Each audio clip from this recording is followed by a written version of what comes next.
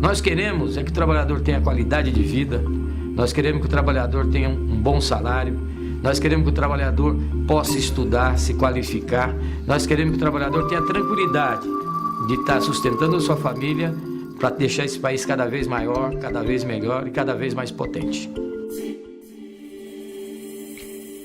Estamos hoje aqui falando sobre a questão do contrato nacional coletivo. E dentro desse contexto vamos falar também sobre a rotatividade que afeta hoje as grandes empresas nesse país. Então eu não estou aqui criticando a ação de um sindicato ou a ação de outro sindicato. Eu não estou interferindo aqui na atuação de nenhuma entidade sindical que tenha aí a sua base aqui relacionada. O que eu estou questionando aqui é a ausência de uma política de Estado que regule essas questões. Essa regulamentação é um dever do Estado e o Estado tem por obrigação defender os seus. É impossível hoje, como nação, a gente aceitar que essas disparidades que acontecem no nosso cenário. Salários totalmente desiguais para os mesmos produtos, os mesmos fins e para o mesmo mercado. Por que, presidenta? Como que podemos explicar que uma montadora tenha um salário, um piso salarial de R$700, 700 e poucos reais? Vou dar o nome, que é a Hyundai. E uma outra montadora, com exemplo, que é a Volvo, em Curitiba, tem um piso salarial de R$1.800. O que nos preocupa muito, presidente, é essa disparidade que hoje existe entre salários de uma empresa para outra. Em contrapartida, o peso da mão de obra na montadora é em torno de 5%, 6%, enquanto em outras fábricas de autopeças ou que prestam serviço é em torno de 35% a 40%.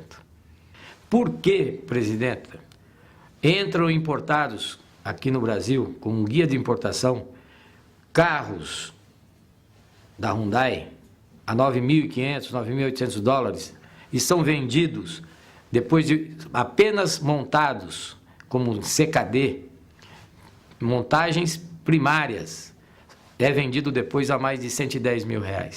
Existe hoje um montador de primeira categoria e um montador de quarta, quinta categoria, que fazem o mesmo serviço, só que os seus pisos salariais são uma disparidade muito grande. Um exemplo do ano passado foi que criamos mais de 17 milhões de empregos, que é um ótimo número, muito bonito, mas em contrapartida demitimos mais de 15 milhões e meio. Por que isso, presidente? Está acontecendo alguma coisa.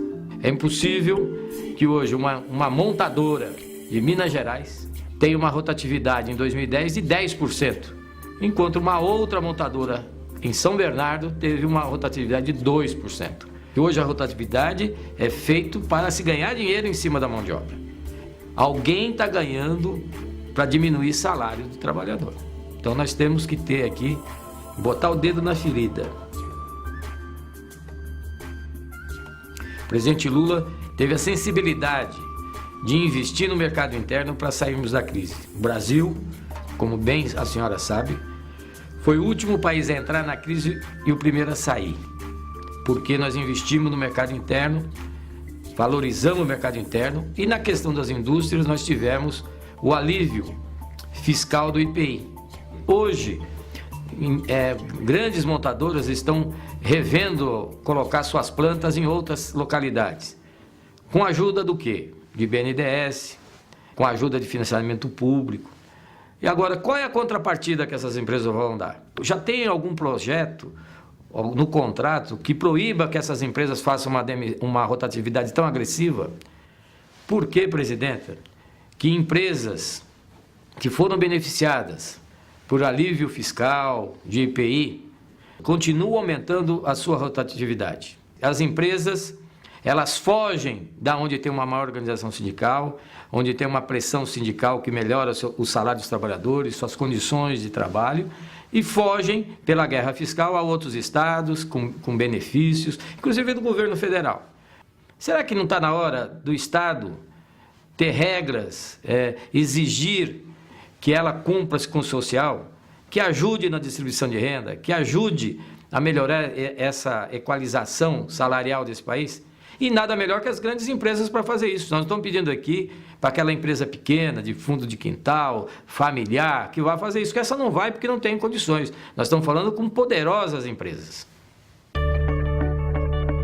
Nós achamos que quando o Estado entra, ele regulamenta. E nós queremos que o Estado aqui tenha um papel de acabar com essas distorções.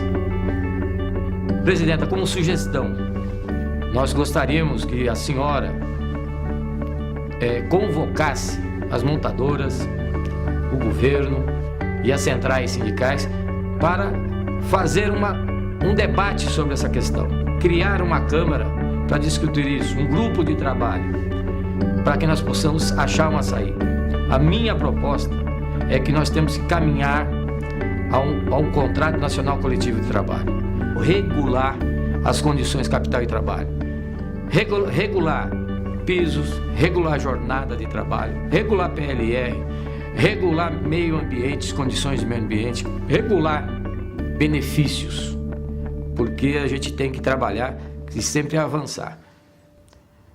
Por que, presidenta, que hoje ainda não temos o nosso contrato nacional coletivo de trabalho? O governo tem capacidade, sim, e é obrigação do governo entrar e regulamentar esse setor, que é impossível a gente trabalhar com uma disparidade tão grande. Então nós queremos que isso haja uma simetria entre as empresas, entre os trabalhadores, e não essa diferenciação tão grande que há hoje entre os nossos irmãos de um estado e de outro. Eu, como presidente do Sindicato Metalúrgico, vice-presidente da Força Sindical, sindicalista, não posso admitir que os trabalhadores desse país sejam tratados desigualmente. Por isso que nós defendemos a adoção do Contrato Nacional de Trabalho, coletivo de trabalho, para corrigir essas distorções. Chamar as empresas, chamar as montadoras, junto com o governo, as centrais sindicais, para que possamos avançar nesse sentido. E só vamos poder achar uma solução para isso com a interferência do governo, que faça essa comissão tripartite para que possamos achar soluções. Sabemos das nossas dimensões continentais, né? Mas é um país. Então, esse país tem que ser regido pelo um governo com força e autoridade. Sabemos que a senhora tem esse compromisso. Então, mais do que nunca agora, essa oportunidade está na sua mão. Essas disparidades, elas têm que ser corrigidas, né? Estão acabando com a indústria nacional, estamos pisando no nosso país, estamos pisando, quebrando o que nós temos mais importante, que é o conceito de nacionalidade. Mas a senhora que veio de uma candidatura popular, veio de uma candidatura dos operários, dos trabalhadores, veio com o presidente Lula, nesse crescente, está com a senhora essa bola. Conte com a gente que nós estamos do mesmo lado e no mesmo time, presidente. Precisar de apoio, estamos juntos. Um abraço, até a próxima carta.